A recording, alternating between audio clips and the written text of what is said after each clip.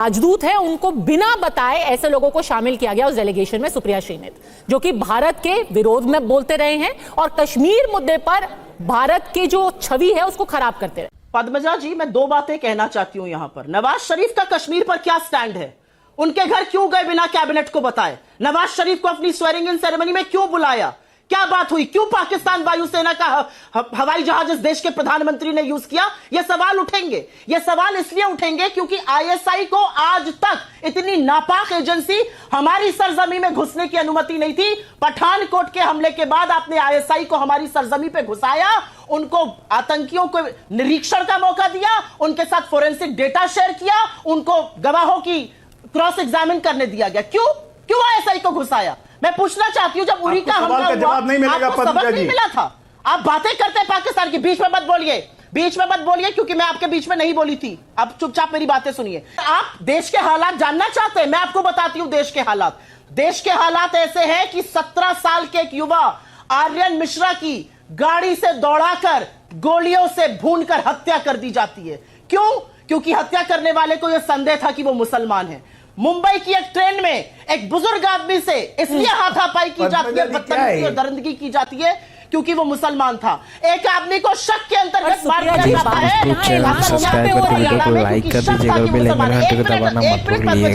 और पद्मजा जी, मैं यहाँ पर आपको ये वीडियो शुरू में देखकर पता चल गया होगा कि इस टॉपिक पे चल रहा है। तो अभी राहुल गांधी विदेश यात्रा पर गए हुए हैं और वहाँ के जो एम्बेसडर हैं उनसे बिना बताए वहाँ के एक सांसद है जो भारत विरोधी हमेशा बातें बोलती रहती है और पाकिस्तान का साथ हमेशा देती है। कश्मीर को भारत का नहीं पाकिस्तान का हिस्सा बताती है और वो उनका नाम अलहास उमर है शायद, अगर मैं गलत हूँ तो माफ़ कीजिएगा। और उनसे मुलाकात किया तो उस पर यहाँ कंट्रोवर्सी चल रही है और भी कुछ बातें उन्होंने की है जिस पर चल रही है। आपका क्या मानना है? क्या राहुल गांधी को उनसे मिलना चाहिए जो भारत के बारे में ऐसी सोच रखती हैं? और उनका पार्ट बीजेपी से और कांग्रेस से बनाते हैं तो बने जवाब नहीं मिलेगा।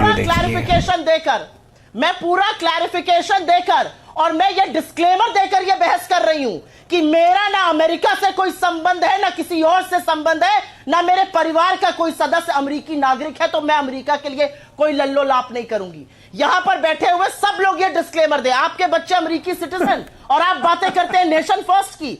इस तरह की हाँ, मेरे बच्चे हैं अमेरिकन सिटीजन, तो उसमें क्या दिक्कत है? जितने व्यक्तिगत बयान मेरे बच्चे अमेरिकन सिटीजन है तो उसमें दिक्कत क्या है? जिलेबी मत पकाइए, जवाब जो मांगा है वो जवाब दीजिए। बच्चों को आप अनपढ़, जवाब नहीं है आपके पास, जिलेबी मत घुमाइए। बच्चों ठीक है ना, जिलेबी मत घुमाइए, जवाब है नहीं आपके पास। ये बात है, जलेबी आप बनाते हैं, जवाब आपके पास है नहीं, जिलेबी घुमा रही हैं। शर्म कीजिए। ये सर क्या आप करते हैं? ये राहुल गांधी निहायत ही बेशर्म आदमी है, उसी को बचाने के लिए जिलेबी घुमाई है। मुंह नहीं है, जिलेबी घुमाइए, जिलेबी। मणिपुर जाइए, बच्चों पे जाइए, अमेरिकन नागरिकता पे जाइए, सब पे जाइए, लेकिन जवाब मत दीजिए। आदमी यहाँ पर जाके जलेबी, इस देश में पृथक कश्मीर देश चाहिए राहुल गांधी को।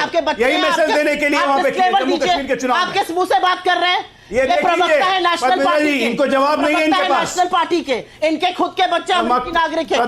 इनके पास जवाब नहीं है। सवाल क्या मेरे सवाल का? फिर से पूछती हूँ और एक बार मैं फिर से पूछना चाहूंगी। फिर ये महज सहयोग है कि राहुल जी अमेरिका में हैं, कश्मीर में चुनाव हो रहे हैं, बांग्लादेश की स्थिति कैसी है हम सब जानते ही हैं, और अचानक से एक पत्रकार जो कि बांग्लादेश से है, एक ऐसी महिला जो कांग्रेस की सदस्य हैं जो कि कश्मीर में एक अलगाववादी भाषा में बोलती हैं, वो उनके साथ मुलाकात करते हैं। क्या ये महज एक सहयोग है? क्योंकि उस पर सवाल बार बार उठाए जा रहे हैं।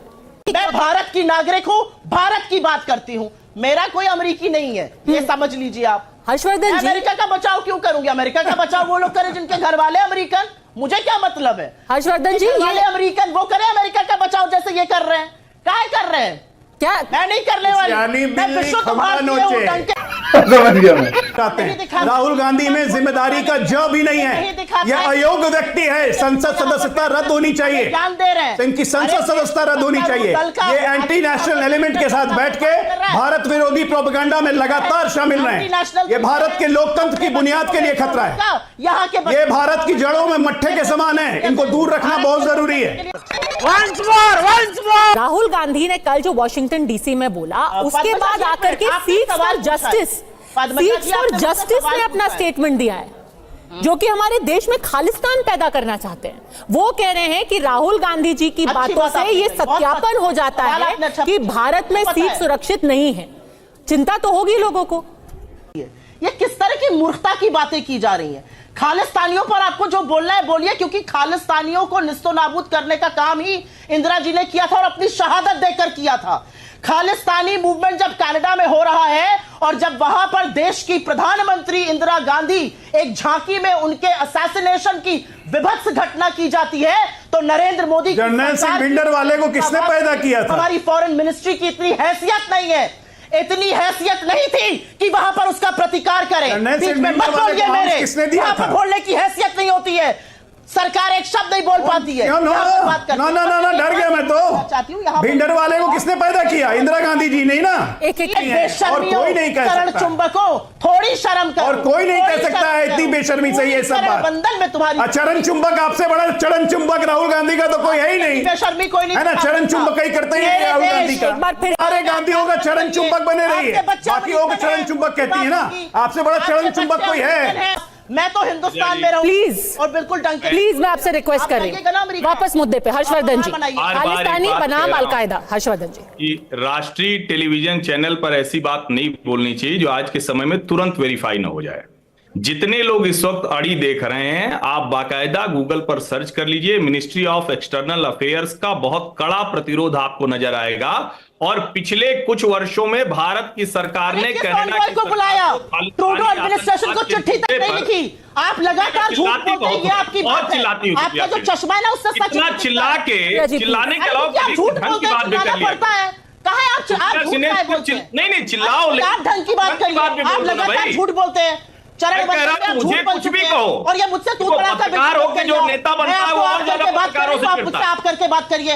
ये तू तड़ा होके जो नेता बनता है, मैं रिक्वेस्ट कर रही हूँ, बात कर रही हूँ। मैं भी आपसे आप ही कर रहा हूँ। हर्षवर्धन जी का मौका, आपको मैं सलाह दे रहा हूँ, बिल्कुल तुम करके बात मत करिए। नहीं, कोई तू तड़ाक नहीं हो रही है। हर्षवर्धन जी को कहीं और दिखाइएगा मेरे साथ। प्लीज हर्षवर्धन जी को बोलने दीजिए। हर्षवर्धन जी मत करिए, मैं एक महिला हूँ, मैं आपसे आप करके बात कर रही हूँ, आप भी मुझसे आप करके बात करिए। मेरा पूरा नाम मुझे पता है, यहाँ पर आकर ओछापन मत करिए। आपकी सारी पूरे नाम में ओछापन कैसे हो गया? को दिखाकर तो मुझसे बदतमीजी। चरण वंदन उसकी एक्सपर्ट है यहाँ। मेरे ऊपर कोई व्यक्तिगत होता है तो छोड़ता नहीं, गलत बात है। छोड़ के आऊंगा। कनाडा के मसले पर भारत, अरे आपसे डरता कौन है? जाकर उस कड़े रुख की वजह से बाकायदा और करिएगा।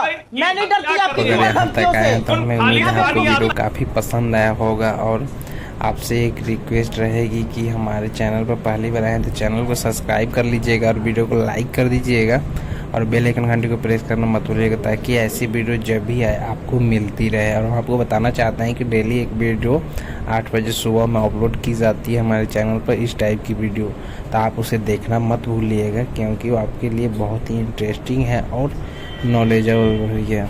क्योंकि भारत में जो भी बातें चल रही है डिबेट में, सारी चीज़ें आपको देखने को एक साथ मिल जाती है। पक्ष विपक्ष, सरकार क्या कर रही है नहीं कर रही है, सबकी बातें वहाँ गिनाई जाती है। तो आपको ज़्यादातर न्यूज़ चैनल देखने की ज़रूरत नहीं पड़ती है। तो आपका क्या मानना हमें कमेंट सेक्शन में बताइएगा और बने रहिएगा हमारे साथ, ऐसे ही प्यार देते रहिएगा। तो मिलते हैं अगली वीडियो में। जय हिंद।